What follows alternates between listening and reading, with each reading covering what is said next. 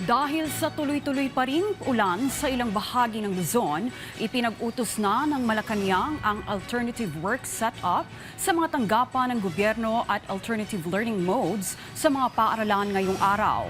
Ang sitwasyon ngayong umuulan ng panahon, alamin sa sentro ng balita ni Rod Lagusad. Live.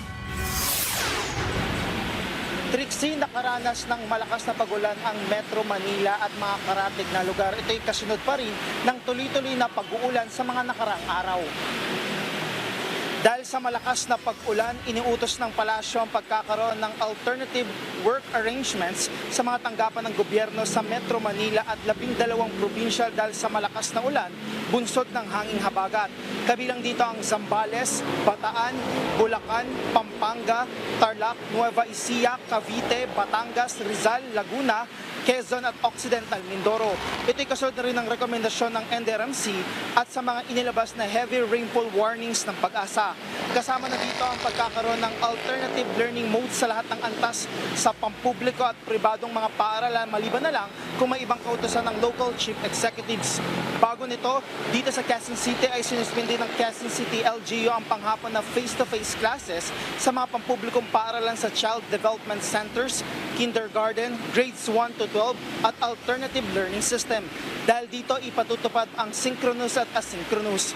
Pahirapan naman sa mga magulang na sumundo ng kanilang mga anak. Si Nanay Margarita sinundo ang kanyang anak na grade 7 sa Batasan National High School. Dapat umaga pa lang nagsasabi na sila kung suspendido kasi tulad niyan, mahirap magsundo tapos umuulan pa, diba? Mamay magkasakit po sila. Kaya dapat maaga pa lang. Total naman may mga NDRMCC, diba? Nakakaalam sila kung orange rainfall, kung red alert, yung gano'n. Si Tatay Silverio naman ay sinundo ang kanyang apo na grade 7 student din na mas mag-iingat dahil nakamotorsiklo sila. Mahirap talaga sir kasi sa dami ng estudyante dito na pumapasok.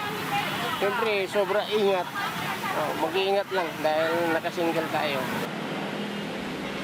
As of 11 a.m. naglabas ng orange warning level ang Pag-asa dito sa Metro Manila at maging sa mga lalawigan ng Zambales, Bataan at bahagi ng Pampanga, Bulacan, Cavite at Batangas. Yellow warning level naman sa Tarlac at bahagi ng Pampanga, Cavite, Laguna, Rizal at Bulacan. Sa datos naman ng Quezon City LGU kanina na itala as of 11:04 a.m. chest deep sa 63 West Riverside at Florencia West sa Barangay Del Monte. Aabot naman sa knee-deep na baha sa Parkway Village Streets, Geraldine Corner, Christine sa Barangay Apolonio, Samson. West Riverside Corner, Attorney Pat Senador Singer Street sa Barangay Del Monte. Half knee-deep naman sa Gumamela Street sa Barangay Roas at gutter deep naman sa bahagi ng Don Jose Enes Amoranto at Don Pepe Corner, Calamba sa Barangay Santo Domingo. Trixie, sa mga oras na ito, patuloy pa rin nararanasan yung malakas na pag-ulan na titigil saglit pero uulan uli ng malakas. Base naman sa datos mula sa Quezon City LGU as of 12:37 p.m. ay may mga kalsada pa rin dito sa Quezon City ang may baha. Trixie? Alright, maraming salamat, Rod Lagusad.